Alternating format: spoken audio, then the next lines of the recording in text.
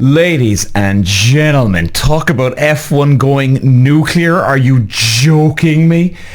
It's gone absolutely nuclear. 2 races in, and the amount of passing, the overtaking. This is like watching a kart race.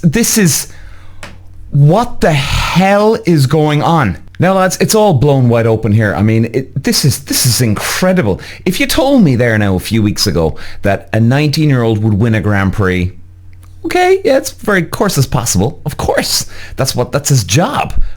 But Jesus, this is Mercedes kicking ass, Hamilton, Leclerc, oh dear God, and Russell in the contention too. I mean, lads, what's going on here? Now, before the lights even went out in Shanghai, lads, yeah, the chaos, it happened like before the whole chaos happened. As we had 4 drivers unable to even start the bloody race.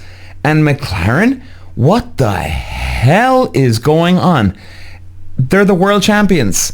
Constructors world champions. The drivers world champions. And yet, both cars out even before the whole thing begun. But this doesn't make sense. Like I even talked about, Adrian Newey, the GOAT, the Ayrton Senna of aerodynamics. But 2 separate electric failures on the power unit side, 2 cars, 2 problems start for a team that came in as like defending champions here, lads. This is a nightmare of 2 weekends. And I mean, it completely reshaped the race before we even saw turn 1. Like at the start, we'd Bortoletto with a hydraulic issue. Alex Albon, who's supposed to start from the pit lane but couldn't get going. So before the lights out, 4 cars out. Now, lads, I've not been the greatest Hamilton fan, okay? I just didn't like him for years. But I gotta say, man, the humbleness he has now, especially after he lost the championship in 2021 with that last lap in Abu Dhabi, I think it's really humbled him, and I think the problem with Hamilton was that he had everything handed to him. Everything handed to him. And he just thought that was the way of the world, And you can't kind of, in one way, you can't kind of blame him for that, because if that's all you know, that's all you know. But really, the guy, he's actually quite a humble guy. I got a lot of respect for Lewis Hamilton, man. I gotta say, and his overtakes and his passing with Leclerc, even the 2 of them were on the pit radio like, this is fun. Like, lads, this is karting now, this type of battle. It was epic. Now, what would you say about Max Verstappen? Jesus, what in God's name, lads? What in God's name? Did you see his start? I mean, talk about just... I mean, the worst bog start. One of the worst of all time. And, he's a good starter, in fairness to him. But, wow, man, that car is really struggling. And you know what, lads? I'm delighted that I'm proven wrong again for about the 1,000,000,000th time. Jeez, I can't get anything right. But delighted now, lads, that this is you just don't know what's going to happen next. I mean, the world champion Lando Norris, done, toast. He's over, done, ridden off. Verstappen, ridden off. Now, okay, 24 rounds to go, or 24 rounds altogether, 22 to go.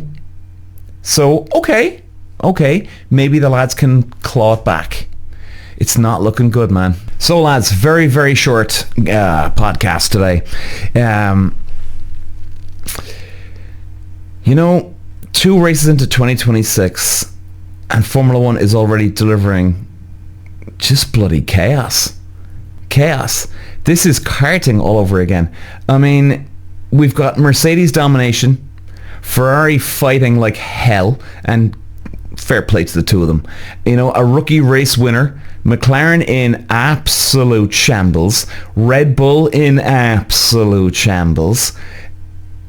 You don't know what's going to happen next. Half the grid spinning or retiring. If this is what we're in store for the rest of the season, this is going to be war, lads. And next up, Japan, Suzuka, one of the greatest tracks of all time. I mean, this place is just, it's a beast. It's a beast.